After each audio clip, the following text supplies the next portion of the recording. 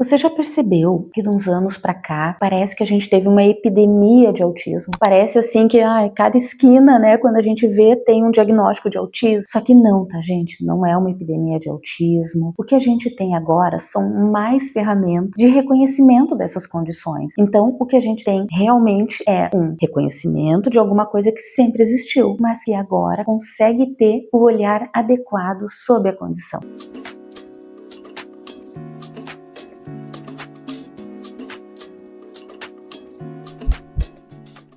Antigamente, muitas crianças que apresentavam essas dificuldades na comunicação, esses comportamentos repetitivos, né, esses interesses restritos, essas diferenças na comunicação social, na interação social, elas acabavam enquadradas em outras categorias, muitas vezes comportamentais, como, é muito tímida, é estranha, é malcriada, ou então, quando era um pouco mais severo o autismo, até em outras condições, como uma deficiência intelectual, enfim, né, alguma coisa assim de uma outra categoria, enfim, mas não dentro do que ela realmente tinha, que seria então o autismo. Hoje então, com os avanços da ciência, as pesquisas, a gente tem esse diagnóstico assim, as características que essas crianças apresentam muito mais descritas. Então, ficou muito mais fácil de diagnosticar corretamente, né? Porque esses sinais, então, eles acabam sendo mais facilmente percebidos pelos profissionais, pelas famílias, né? E os diagnósticos,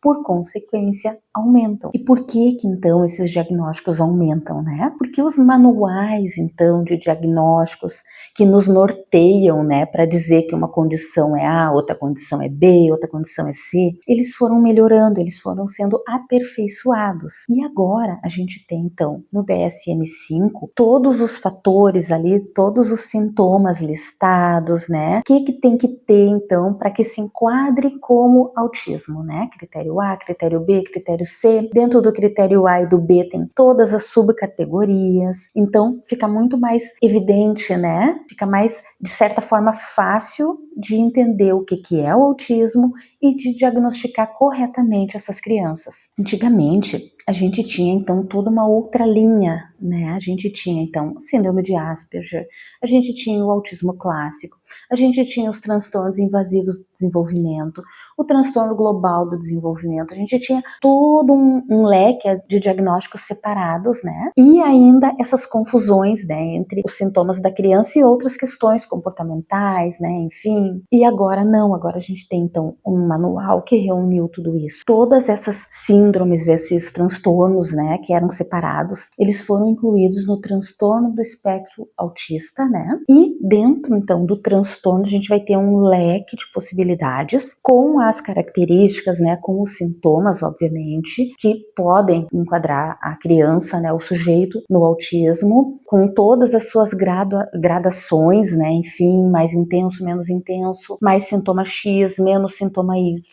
mas todos eles têm que estar presentes, né, em maior ou menor grau, e isso, então, faz esse pacote do transtorno do espectro do autismo e divide nos níveis, então. Então, a gente teve todos esses outros diagnósticos anteriores, né, que tratavam da mesma coisa, mas com peculiaridades ali diferentes dentro do transtorno do espectro do autismo.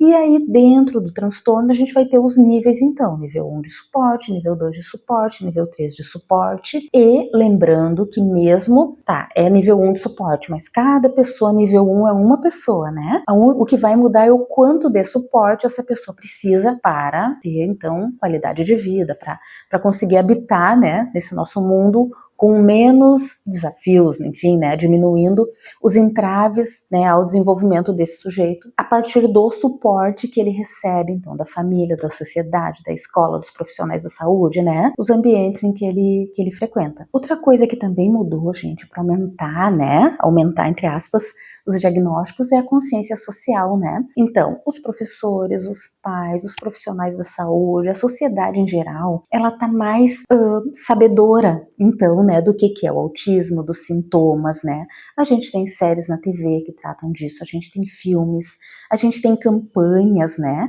A gente tem o mês de abril dedicado a divulgar, né, acerca do transtorno do espectro do autismo. Então, com isso, os sinais são percebidos muito mais cedo e, consequentemente, aumenta o número de diagnósticos. Hoje, a gente também tem mais acesso a serviços de saúde e a tecnologias que ajudam a perceber muito mais cedo, né, a distinguir o que essa criança possivelmente tem muito mais cedo. Então, os casos de autismo, eles acabam sendo diagnosticados muito mais cedo, o que aumenta um número total de diagnósticos, mas que é muito positivo, né? Porque quanto mais cedo se diagnostica, se percebe os sinais, mais cedo se interfere, né, se faz as intervenções e melhora a qualidade de vida dessa criança, né, desse sujeito com autismo. Então, quando a gente vê esse aumento, né, no número de diagnósticos de autismo, o que a gente está vendo, na verdade, é o diagnóstico sendo feito de uma forma mais rápida, né? O que a gente está vendo realmente é a nossa capacidade de reconhecer e diagnosticar os autismos que sempre, na verdade, estiveram aqui, mas que agora a gente tem, então, diagnóstico cedo, né? E essa é uma ótima notícia, gente. Diagnosticar cedo aumenta esse número de diagnóstico, esse número de autismo que parece que virou uma epidemia, só que não. E o que aumentou, além da capacidade do diagnóstico, é a capacidade da intervenção, né? E com intervenção precoce, muda a vida de uma criança e da família dela. Isso significa qualidade, significa uma criança que vai ter um potencial de desenvolvimento otimizado, que é uma excelente notícia. E se esse vídeo te ajudou, curte, compartilha, que aqui a gente sempre tem conteúdos embasados cientificamente, com muito amor, com muito afeto, sobre neuropsicopedagogia, autismo e outras neurodivergências.